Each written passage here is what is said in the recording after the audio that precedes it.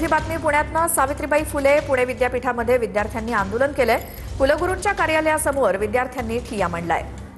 इंजिनिअरिंगच्या परीक्षेला मुदतवाढ देण्याची मागणी विद्यार्थ्यांची आहे। 20 तारखेपासून होणाऱ्या इंजिनिअरिंगच्या परीक्षेला मुदत देण्याची मागणी करण्यात येते। विद्यार्थ्यांना अभ्यासासाठी पुरेसा वेळ मिळत नसल्याची तक्रार असून परीक्षा पुढे ढकलण्याची विद्यार्थ्यांची मागणी।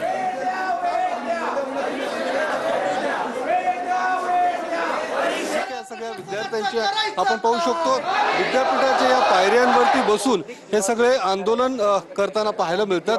काही आंदोलक आता आपल्या सोबत आहेत। काय या ठिकाणी विद्यार्थ्यांचे तुम्ही या ठिकाणी घेऊन आलेला आहात आणि ज्या पद्धतीने जी 20 तारखेला होणारी परीक्षा आहे ती पुढे ढकलण्याची मागणी पुढे येते।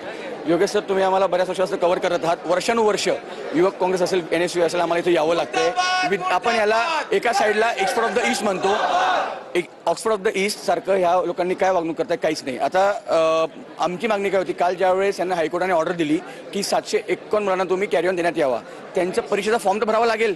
तो फॉर्म न भरता तुम्ही यांचे पेपर कसा घेणार आहे उद्या?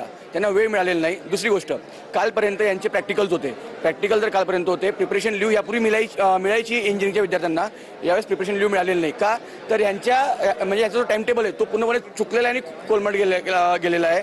तिसरा प्रश्न, सर्वात महत्त्वाचा, जो मुलगा पास झालेला आहे म्हणजे त्याला खात्री होती का मी पास होणार आहे, पण त्याचा निकाल आहे की तो नापास आहे।